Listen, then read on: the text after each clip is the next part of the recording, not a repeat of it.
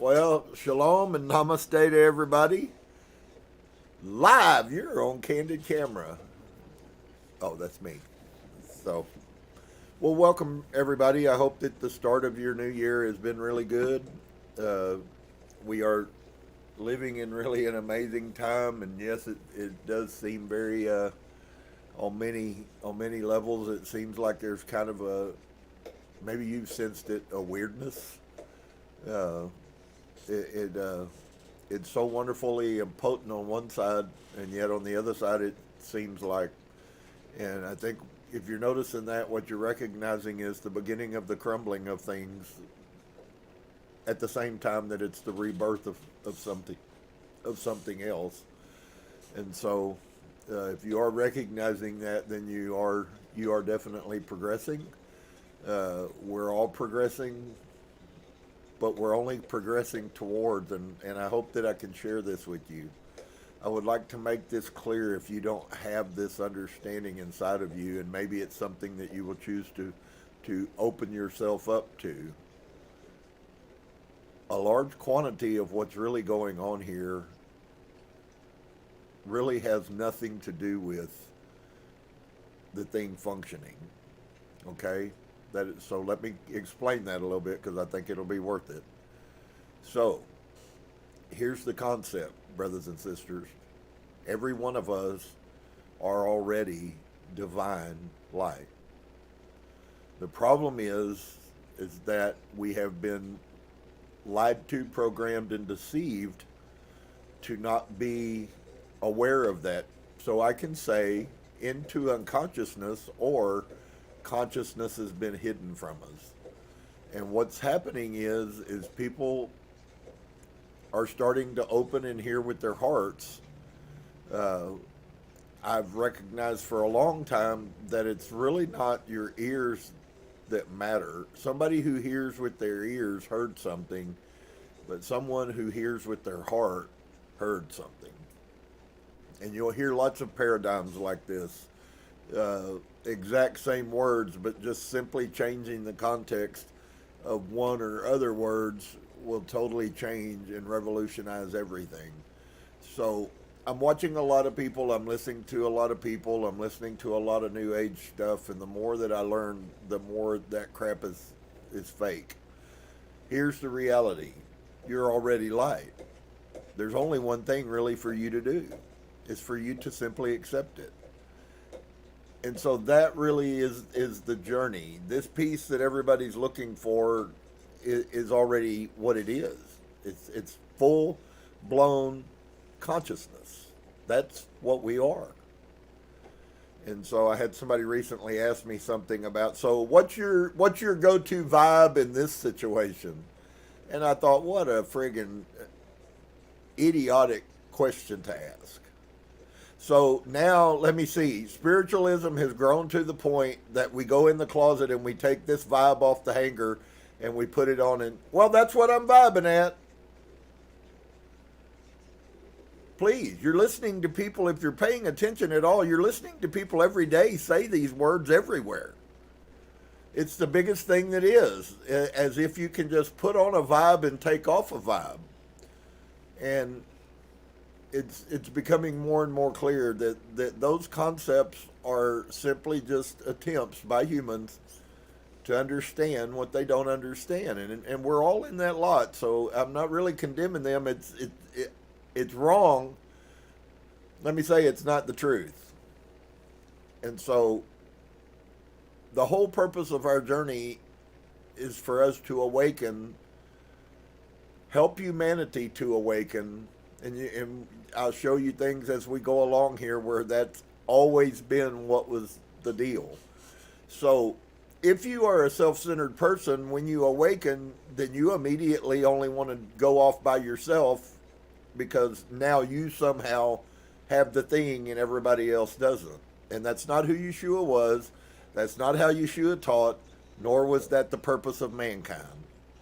So it is yet again another catch trap that has been set by spirit forces to teach people something that was not important for them to know. So what is very important is, do you believe that you are? Do you have that recognizing inside of you? Do you have that knowledge? It manifests as peace. It's not peace necessarily because the world's peaceful. It's not peace necessarily because everything in my life is great. But irrespective of any of those things, the peace that I have is because I now am beginning to know that it is true and that is me. And you say, well, yeah, but I woke up this morning and I had the same body aches and I had the same bad attitude. Well, all those things will remain that way. You've always been light. So if you were light when you were that, you're still light when you're not that, or even when you are still that. And so the question is first off, if you have come to the understanding that all of this stuff is reality, that we really are supernatural beings, and we really are consciousness, and higher consciousness exists in us, and we really are mortal, and we really are forever, and we really are everything that we've been told that we were and then told that we weren't, then all of a sudden you begin to find peace, because all of a sudden the things that used to matter don't quite take on the same effect. And that doesn't have anything to do with lowering integrity. In fact, friends, if your concept is that you get to do less about everything, then you've totally missed the point. The point of higher consciousness is that you are hyper conscious, not unconscious. And there's a huge thing that's what's being sold. That's like the whole vibe thing. And I only hear that about 5 or 6, 10 times a day. Oh, well, I need to go change clothes before I go see my girlfriend because, I need to put on a new vibe. Well, where's the authenticity in that? I mean, aren't you the same person?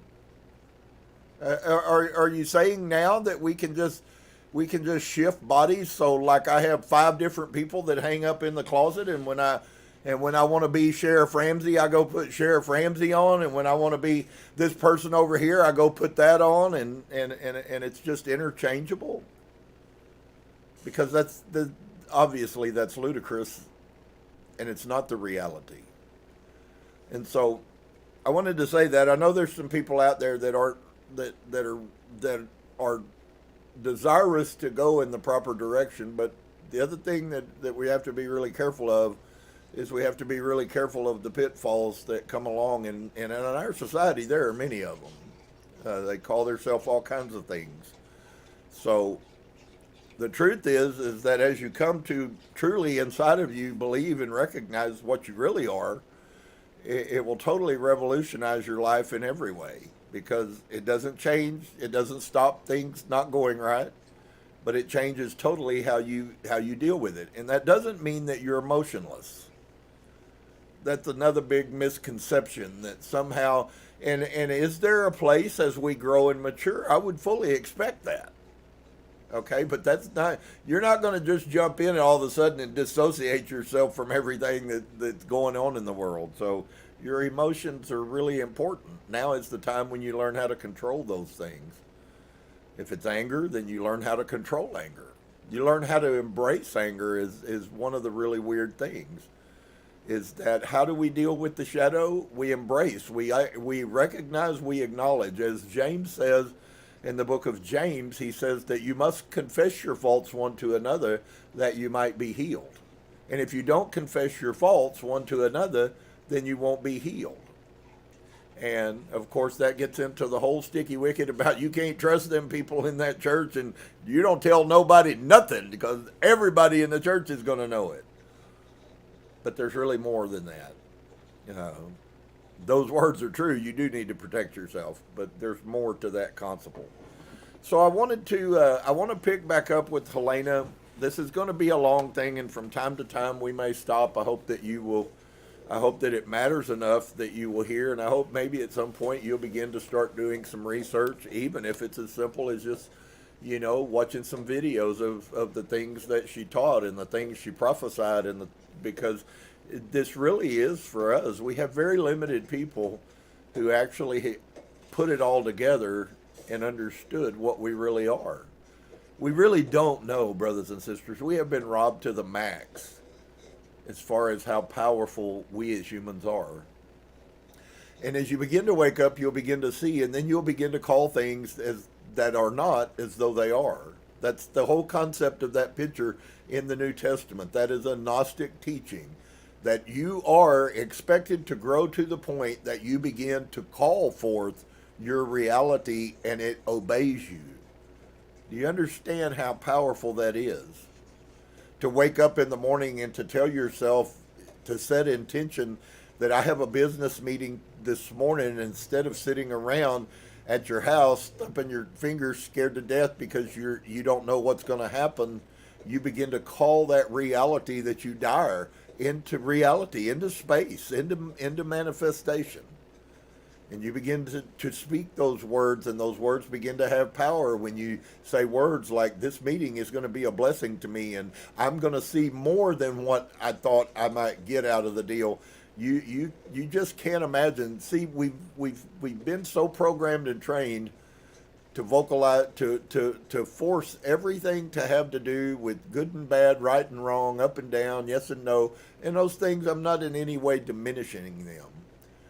But what I'm saying is many of those concepts at some levels fall by the wayside when you begin to learn and move into the productive realm. Okay, so everybody in the world right now is starting to wake up. Everybody's got a million questions, and very few people have valid answers. Okay, and so as you begin to wake up and you begin to ask questions, then that opens all kinds of doors, because you're a little vulnerable when you don't have knowledge and you're looking for knowledge, because, well, what if this person tells me wrong? You know, I've been told wrong my whole life. You know, I was told wrong in Christianity, and I was a good Christian as far as Christian went, but then I found out Christian wasn't the thing. And so what do you do now? Do you stay in the prison, or do you free yourself and break loose of it? And inevitably we have to free ourselves, but that's sometimes a really hard journey. So if you are working towards that, and maybe you're seeing some changes, maybe you see things just happen, you'll happenstancely say something and all of a sudden it manifests. Don't take those times for granted. They're very important for us to recognize that the universe is listening. The universe does love us. The universe is us. And that's really cool when you get a hold of it. So she's talking, as we left off, if you remember, she's going into a piece of a situation. So here's the question. Who was Moses? Why is the only people that know the true position of Moses are scientists who don't believe in religion? And scholars and scientists, educated people who study things other than just what their church told them. And there's absolutely no doubt, dear friends, that Yeshua was a mystic healer, and he did that mystic through what gets coined as magic, and I don't care if we use that term as long as we use it in the proper context. I just like to call it supernatural acts that we are capable of doing. And he tells us, so how can we condemn someone that wants to learn how to function in the magic realm when we're told by Yeshua to function in the magic realm? I mean, are you with me? Do you not see how they tripped you up? Simon the magician, they write this dialogue about Paul and Simon the magician and all how horrible Paul was. And there's no way for Paul to be who he was, doing supernatural magic, falling on people that die and bringing them back to life. Is that what you normally saw in your church every Sun Worship Day? Are you with me? We have some disconnects, and they fed us pieces but never gave us the reality of how to get to those pieces. In fact, they did everything they could do to hide those pieces from us. Tell us that Jesus said that we would do these supernatural feats. Oh, but we're living and nobody does them. What the hell is that? So I think maybe we ought to take him a little bit more literal at his words, and maybe we ought to begin to recognize these people want to keep you over here doing nothing, and the universe wants you doing something. If you get that, you already have this stuff latent, laying dormant inside of you. We're going to see it. I'm going to tell you right now. We are going to see the supernatural greatness. I said this 30 years ago, and it is already coming to pass. But we will see people being healed again by the Spirit of God, if you would. And so she's talking about that they've been attacked, that the Theosophical Society, that they were having seances, and the seances were real, that there was those actors who were staging false seances. There were outward workings that they couldn't do of smells coming to pass. Maybe some of you have noticed that at times. You will get a smell, and the smell just permeates, and yet you can't find any source of it. The Rose of Sharon is something that's been talked about in the Bible, but that seems to be something that's kind of relatively prominent when people move in this manifestation. And so, she says the medium in this case was a member of a private family, and the experiments were all made within the domestic circle. So someone in their house, just as if on Saturday, if those of you in Austin all got together and sat around the table and held hands, placed intention powerfully, focus and clarity and intention, and focused that on something, you would be surprised at what humans are capable of doing. And of course you do have to learn it, and then you have to practice it. So that's where we kind of are at now. The learning part is just coming out. The practicing it hasn't begun yet, but it will begin and it will complete itself. And so it says the medium in this case was a member of a private family, and the experiments were all made within the domestic circle.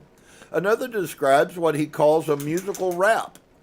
The potencies that are now capable of producing these phenomena must have existed and been equally efficacious in the days of Roger Bacon.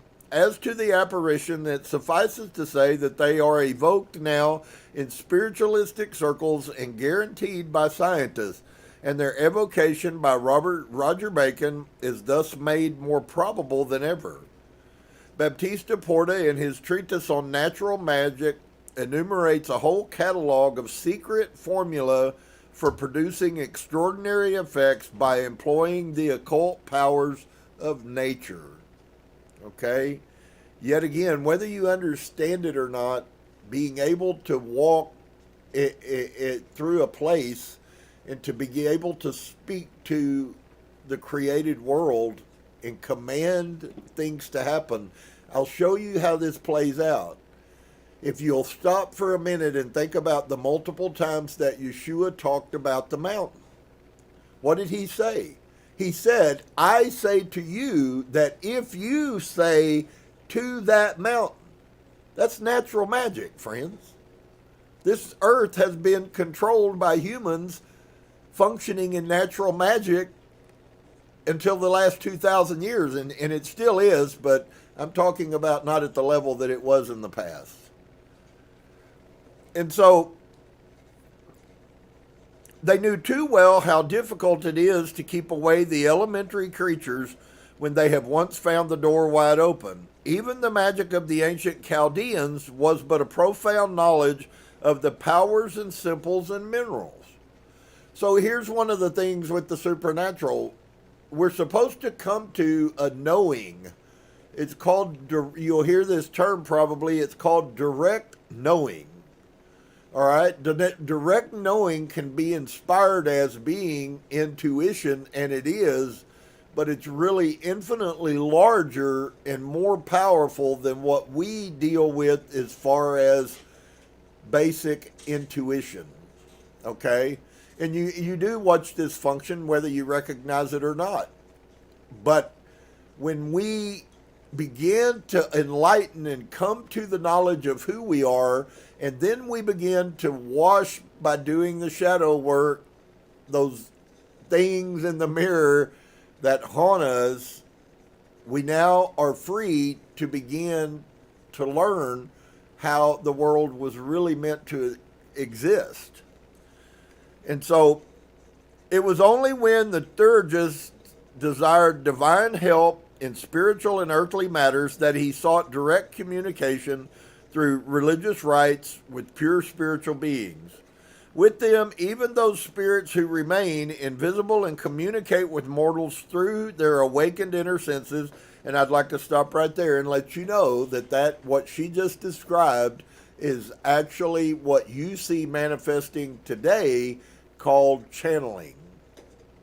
Okay? Now, not everyone who channels is channeling a true spirit or a good spirit. There is much channeling, although I haven't seen much of it, but there is much channeling that's being done behind the scenes. And they are speaking words that have come from somewhere. The problem with this isn't to scare us so that we stop learning and doing. That's not the problem. The problem is discernment and the ability to know the difference between something that is true versus something that would be on a, if you would, more of an archonic level. Okay, now you'll find something, I've been very kind and open to explain even in pieces, but you will hear a lot of mystics who really shy away in our society from telling people about the archons. And I'll tell you why that is. Because when you tell people about archons, people begin to get all freaked out. First off, they want to know where they are, and if you don't know that they exist, I promise you probably are not going to see them.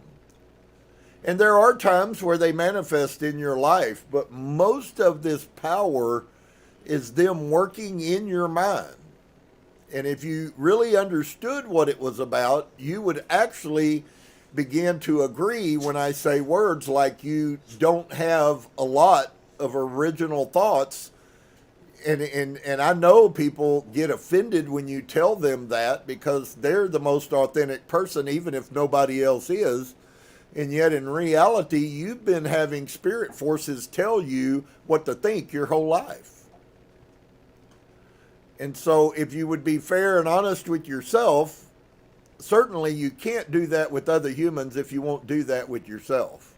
People who don't do shadow work have no reason to talk to anybody about anything spiritual. Okay? If you're not looking at your flaws and your failings, and if you're not embracing them, accepting them, recognizing them, and letting them go, and then move on, if you're not doing that, friend, then there's really not much, because you're just living in the matrix and you have knowledge that there's something other than the matrix, but you've done nothing to get out of the matrix. Well, and it does. Dave's saying here a cycle, and it does. You get hung up. And they know that. They know how to get you hung up so that you run around and around and around and around the circle. What's the song? Here we go around in circles. Yeah, that's exactly how it is. And it's not how and for people who want eventually, that you'll get out of that if you're in that cycle. So I don't want you to be discouraged. It's okay. Just go through it. But the key to all of this, really, if you can come to accept that you are divine and that this human body is the place that you live, and that this picture, this panim, and these arms and legs and torso are not the real you, and that just as Yeshua hung the body on the cross to show people that he wasn't dead, only the physical body died, Yeshua did not die. Now, for those of you who might be a little more avid searchers, there's some stuff coming out of the Ethiopian Bible, ancient texts, just like the Dead Sea Scrolls, just like the Nag Hammadi texts. And friends, every word that I have told you is validated by what the Ethiopians have been protecting for over 2,000 years. They are separated. The Catholic Church has tried to infiltrate the Ethiopian church, just like they did Jerusalem with the Dead Sea Scrolls, which were I always questioned that. Well, why did the Jews let the Catholics take over the Dead Sea Scrolls before the Catholics gave the Dead Sea Scrolls back to the Jews who they were in the first place? I never have been able to put sense with that. Somebody's got somebody by the... And so they were trying to do the same thing with the Ethiopian church, and they said, we ain't having nothing to do with it. But the things that are coming out, man, of the Ethiopian Bible is just mind-boggling. The resurrection that you as a Christian, if I say resurrection, you have a picture of what your Christian pastor told you Yeshua meant and Paul meant. And the resurrection, friend, is happening right now. The resurrection is coming back to the remembrance that you're divine. That is the whole resurrection. And that's why Yeshua says, you must resurrect now while you're on earth.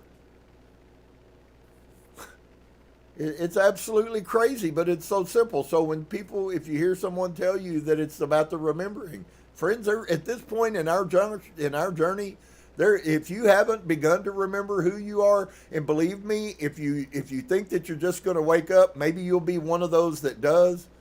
But this is a thing that it comes, I believe, predominantly through direct revelation. Okay, I coined a term 10 years ago, and I had no clue how powerful it would be. But conscious revelation is the only way that you learn. You can mind learn, but that's not conscious revelation. And so I don't in any way diminish mind learn. In fact, I say what we need to do is mind learn more and keep the openness inside of our heart and our minds so that as we begin to direct learn, that is from the Spirit, as the Spirit begins to bring things, it brings clarity to what we have head learned. So it's not one or the other.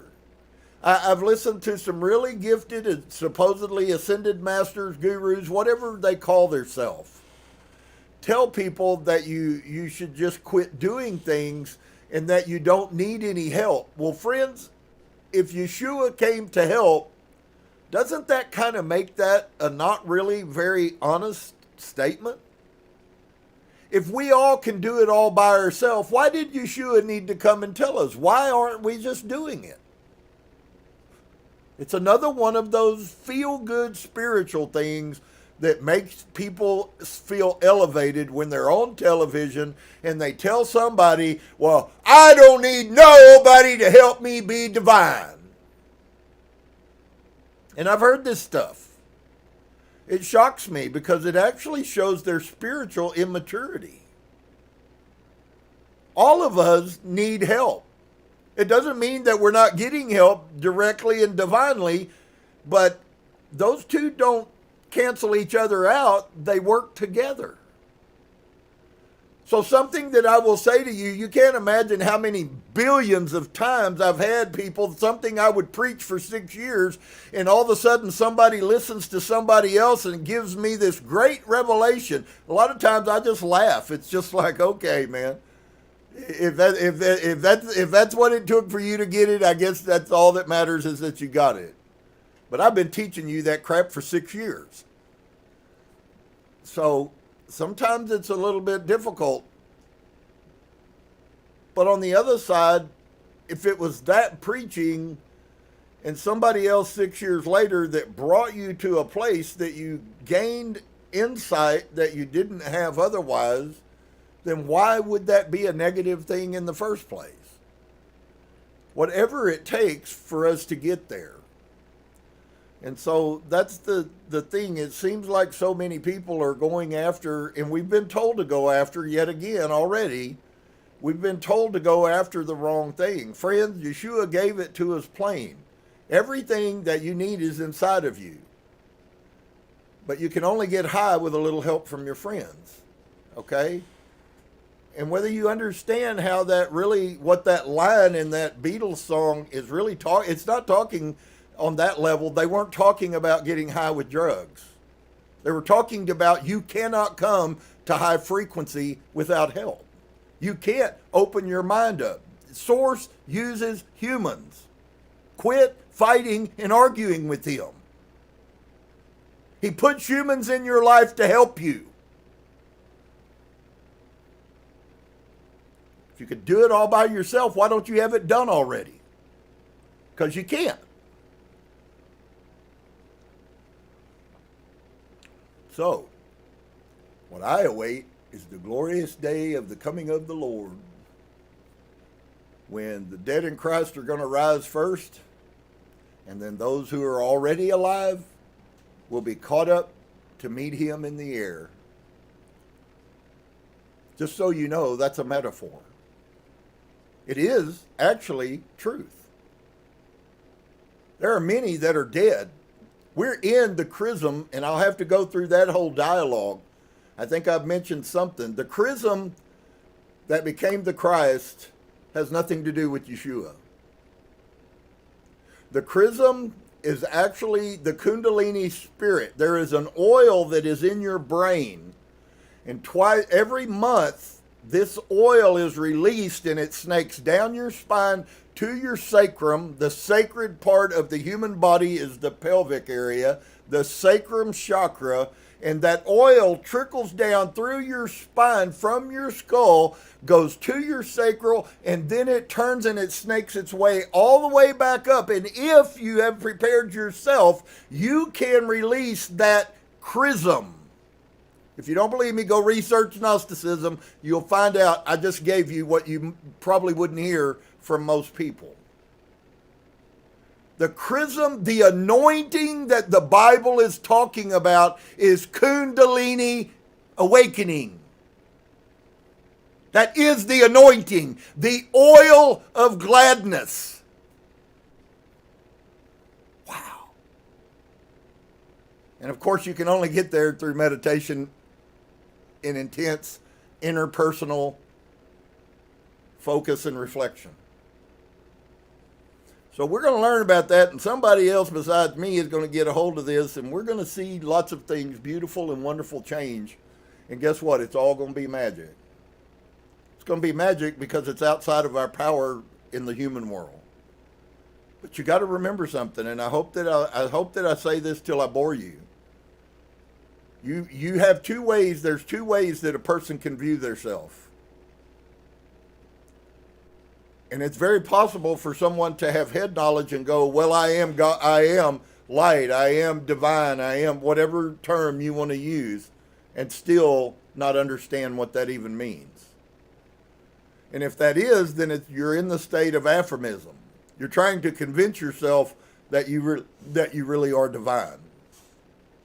It's only when you begin to receive that knowledge inside of you, and those that then have ears hear what the Spirit is saying. That is to say, they quit fighting and they begin to rely on the fact that they are divine. That's direct knowledge. And we have to have it. It's the revelation that you used to hear, the fake version, when we were in Pentecostal. Only that was fake in most cases. And what I'm talking about is the real deal. So, they knew how well it is difficult to keep away the elementary creatures when they have once found the door wide open. Even the magic of the ancient Chaldeans was but a profound knowledge of the powers and simples and minerals. It was only when the Theurgist desired divine help in spiritual and earthly matters that he sought direct communication. And I'd like for you to grab a hold of that, because she used the term properly. Direct communication. What does direct communication? If you have direct communication with me, that means that you do what? That means that you talk directly with me. To have direct communication in the spirit realm means that you talked directly to a spirit. And there are places that we can't find answers to that can only come from.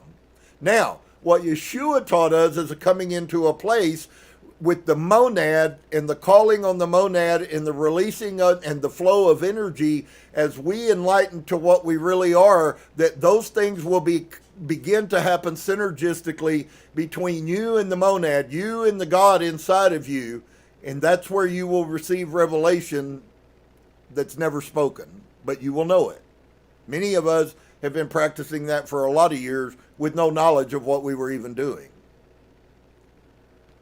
And so it was only that Theurgus desired divine help in spiritual and earthly matters that he sought direct communication through religious rites with pure spiritual beings. With them, even those spirits who remain invisible and communicate with mortals through their awakened inner senses, as in clairvoyance, clairaudience, and trance, can only be evoked subjectively and as a result of purity of life in prayer. So when I say to you, because I know that it's going on, many people think that all the commandments have been taken away, and all of a sudden they're not obligated to do anything except just whatever they want. That's you are an egotist that is functioning in a narcissistic human mind if that's how you view yourself. Because that doesn't exist in the realm of the spiritual. Purity is all that will exist in the presence of the Most High. That's in here. And it could be only evoked subjectively and as a result of purity of life in prayer. So why are there some that can function in the spirit realm seemingly easier than others? I can tell you without a question, it is from the purity of that person's heart. You're going to find the heart is the center of everything. Forget about your brain, other than the pineal gland. And so with them, even those spirits who remain invisible and communicate with mortals through their awakened inner senses, as in clairvoyance, clairaudience, and trance, could only be evoked subjectively and as a result of purity of life and prayer. But all physical phenomena were produced simply by applying a knowledge of natural forces, although certainly not by the method of legerdemain practiced in our days by conjurers, which is where you take the difference between, I guess as a way you could term this at one level. I don't say that it's exactly right, but I'm trying to paint a picture. It is where they came up with the concept of white magic versus black magic, because in reality they both are pulling from the spirit realm. One is the concept, the intent of the pulling is positive, usually always tied to the earth.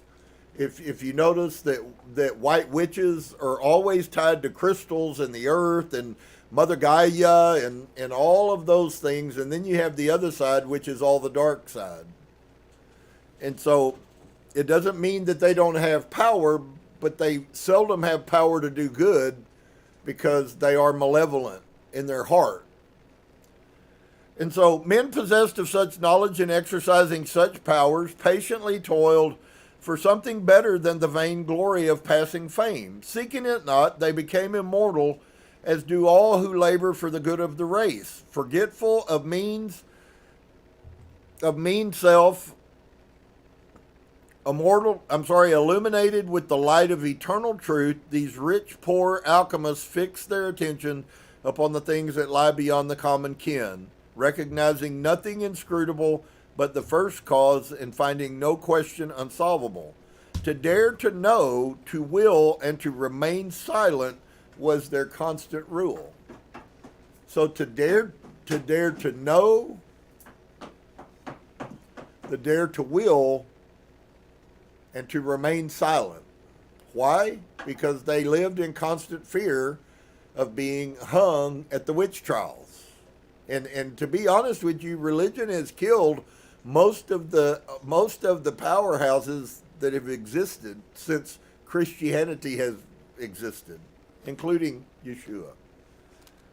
And so was their constant rule to be beneficent, unselfish, and unpretending, were with them spontaneous impulses, disdaining the rewards of petty traffic, spurning wealth, luxury, pomp, worldly power. They aspired to knowledge as the most satisfying of all acquisitions. Edgar Casey gave tens of thousands of readings, and he lived in a house. He had presidents come to his house. He was taken to places with politicians and dignitaries and world leaders, and yet he never ceased to be what he was. If you saw him on the street, you would think he was a Sunday school teacher. And as far as I can tell, he never wanted to be anything different than that. And so there's a piece here that's coming out. See, that's the manifestation of true humility. True humility can only come from a pure heart, along with all the other good things, if you say it like that. And so they esteemed poverty, hunger, toil, and the evil report of men as none too great a price to pay for its achievement.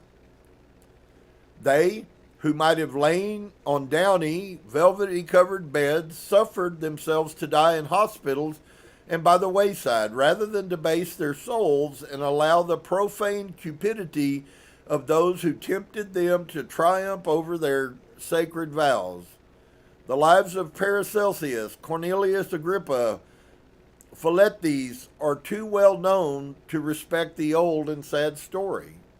If spiritualists are anxious to keep strictly dogmatic in their notions of the spirit world, they must not set scientists to investigate their phenomena in the true experimental spirit.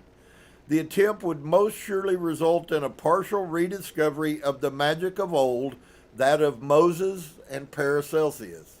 And just so you know, it is well known outside of Christianity that Moses was a shaman. He was a witch doctor. His father-in-law was a priest of what the Bible calls pagans. There's a reason why he went from the greatest house of knowledge, Egypt, to a priest. Okay? They didn't tell you that. They told you, but they gave you a whole corrupt picture. Moses had learned magic his whole life. And so, under the deceptive beauty of some of their apparitions, they might find someday the sylphs and the fair undines of the Rosicrucians playing in the currents of psychic and odic force. Already, Mr. Crooks, who fully credits the being, feels that under the fair skin of Katie, covering a simulacrum of heart borrowed partially from the medium and the circle, that there is no soul. And the learned authors of the unseen universe abandon their electrobiological theory, begin to perceive in the universal ether the possibility that it is a photographic amalgam of Un Sof, or the boundless. We are far from believing that all the spirits that communicates at circles are of the classes called elemental and elementary. Many, especially among those who control the medium subjectively to speak, write, and otherwise act in various ways, are human disembodied spirits. And that's what I was kind of trying to tell. I'm trying to protect you guys because I don't want anybody to not hear a message that they need that comes from a channeler. But you have to be very careful, and you have to judge what these people say according to what is known to be able to even know. It could just simply be a human spirit that is talking, which is a lot different than a Galactic Federation spirit force. And so whether the majority of such spirits are good or bad largely depends on the private morality of the medium. And this is a principle that you really must see, because as time goes forward and as these things begin to open up and manifest, you're going to see things, and you're going to need to know how to make sense of them. You must have discernment. With all you're getting, get understanding. You need to know what to do with the things that you see. Is this real? Is this not real? Is that true? Is it not true? There are several principles that if it defies or denies those principles, then you may want to question that one. And so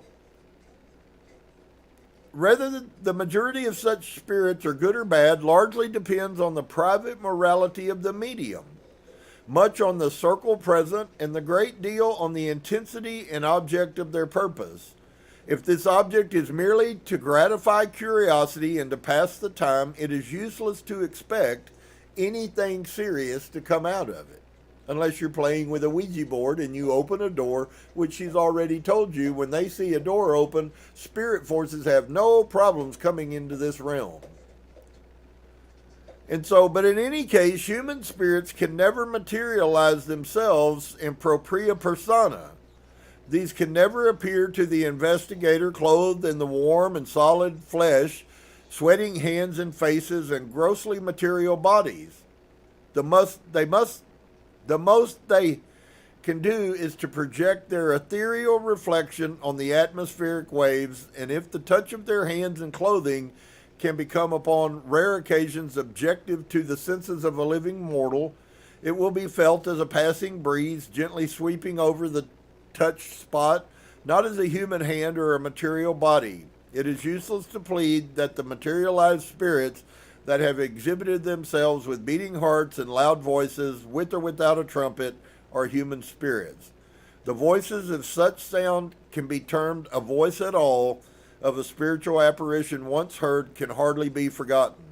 That of a pure spirit is like the tremulous murmur of an Aeolian harp echoed from a distance, and the voice of a suffering, hence impure, if not utterly bad spirit, may be assimilated to a human voice issuing from an empty barrel.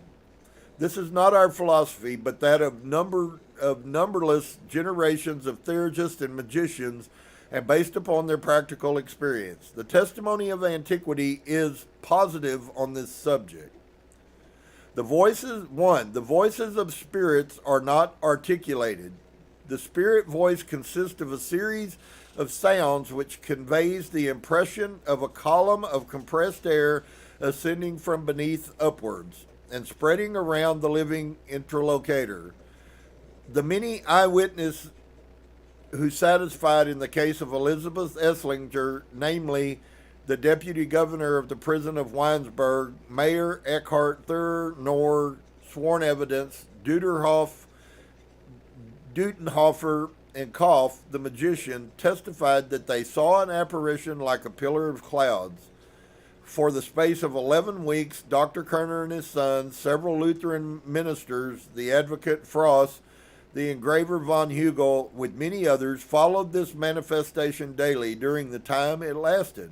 The prisoner Elizabeth prayed in a loud voice uninterruptedly. Therefore, as the spirit was talking at the same time, it could be no ventriloquism, and that voice, they say, had nothing human in it. No one could initiate its sounds.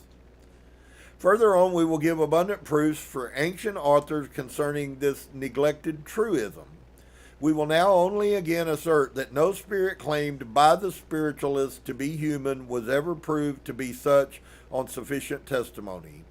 The influence of the disembodied ones can be felt and communicated subjectively by them to sensitives. They can produce objective manifestations, but they cannot produce themselves otherwise than as described above. They can control the body of a medium and express their desires and ideas in various modes well known to spiritualists, but not materialize what is matterless and purely spiritual, their divine essence. Thus, every so-called materialization, when genuine, is either produced perhaps by the will of that spirit whom the appearances claim to be, but can only personate at best, and by the elementary goblins themselves, which are generally too stupid to deserve the honor of being called devils. Upon rare occasions, the spirits are unable to subdue and control these soulless beings, which are ever ready to assume pompous names if left to themselves, in such a way that the mischievous spirit of the air, shaped in the real image of the human spirit, will be moved by the latter like a marionette, and unable to either act or utter other words than those imposed on him by the immortal soul. But this requires many conditions generally unknown to the circles of even spiritualists most in the habit of regularly attending seances. Not everyone can attract human spirits who likes you just. One of the most powerful attractions of our departed ones is their strong affection for those whom they have left on earth. It draws them irresistibly by degrees into the current of the astral light, vibrating between the person sympathetic to them and the universal soul. Another very important condition is harmony and the magnetic purity of the person's presence. So it isn't about us concocting, it is about us embracing, and that is massively affected by the conditioned state of the people. That's why even with Yeshua, so I'll show you how every word she just said is true in the Bible. Yeshua went into a town and it said that Yeshua did not do many works there. And the reason that Yeshua was rendered powerless to an extent had to do with the belief of the people. So here's what I would like to say to you. If you are around people who don't believe we're divine and you're trying to learn this great truth that has been hidden from us, it's going to detriment you to be around people who do not believe. Yeshua proved that. He was infinitely, at this point, more powerful than us, although I don't say that will remain that way. But it certainly was true at the time Yeshua was on this earth. And so for us, then, we must come to a place where we begin to learn how to protect ourselves. Can little words affect you negatively? Absolutely. Can someone that doesn't believe cause doubt in someone that does believe? Well, I don't know that they can cause doubt, but if you will let your mind, if you let down your guard and you let that seed get in your mind, that seed in your mind, is as horrible as it is, still has value. And so we have to be very careful. Why did they not talk much either? Of course, there was the part about them being killed or caught, but there was also the part because there is so much unbelief in our society, friends. My gosh, I've talked to Christians and I go, well, according to what the Bible says, which I've read numerous times, according to what the Bible says, you and your whole church are going to hell. I mean, there you are. That's there's that piece. Your preacher tells you you're okay because you're at his church.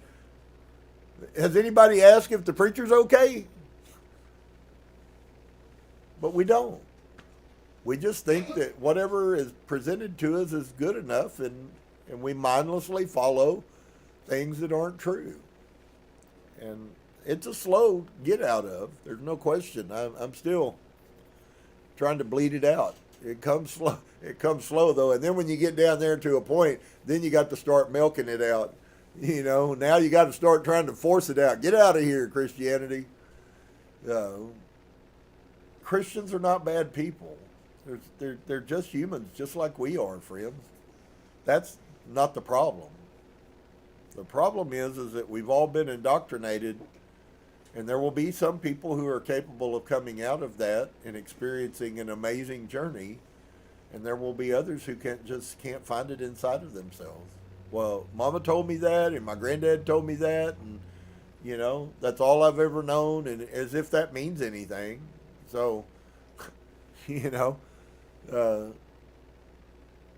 it's really amazing how we've been programmed in that way to not be able to be flexible, to not be able to realize that sometimes you can believe something adamantly and then still find out it's wrong.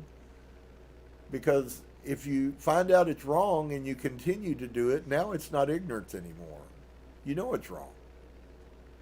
On the other side, sometimes we ignorantly do the right things.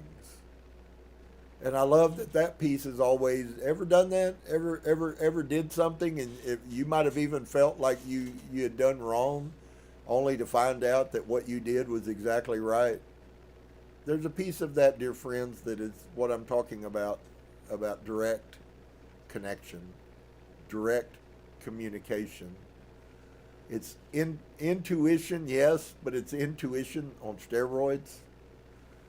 Because as we grow and as we learn, this will become a thing where it just becomes natural for us to not speak from this human mind, to speak from this mind. And they are different. And so I hope you guys will be blessed. I hope you've learned something. I hope that if you are still hung up in that Christian paradigm that they used and purposely, can I tell you why they told you that it was horrible? Although, let's see. We have Samuel the prophet, the greatest prophet in Israel. Let's see. We have Jesus, supposedly the even greater prophet. And then we have Paul over here. We have all three of them in the Bible doing magic, but we're told that magic is bad. And nobody seems to put the two together. It's like, oh, okay, well, it's okay for them to do it, but I'm bad and I'm going to hell if I listen to a medium. And believe me, it's in lots of circles, it's a lot worse than that. I mean, you'll get cast out and hated and all kinds of things. So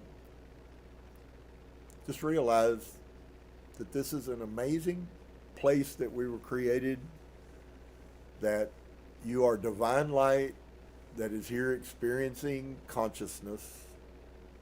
Okay? That's who you truly are. You are divine light that is here experiencing different aspects, different facets of experience. And if that really begins to become a heart thing instead of just simply a mind thing, it really gets really crazy, because all of a sudden it seems like a lot of things just fall away real quickly. When you realize that this is just an experience, your consciousness is and always will be, and this time that you spend to learn some experiences in this body, and whatever body and whatever you've learned in the experiences that are past, none of those things have anything to do with who you are and what you truly are. And so I know that's a mouthful for many of you. If it doesn't make your head turn to mush, then there's probably not much that will. But it is true nonetheless. So blessings to you guys. I hope you feel the world is full of love. It's so crazy. It's everywhere. It's amazing. It's wonderful. It's kind. It has all kinds of pains and hurt that go with it. But I have to tell you today, there ain't no greater revelation to have than that you are divine already. Quit trying to be something and just started being what you already are. I promise you, it'll go a long ways. Shalom to each and every one of you. We love you. Hope you'll come back and hope you'll see us. This is all part of the perfect plan. It's nothing that's out of place. It's all happened exactly like it was intended to. And so I do hope that you can see that in your life, that there really has been a hand that has been protecting and guiding you. Sometimes you need to rehearse those things with other people.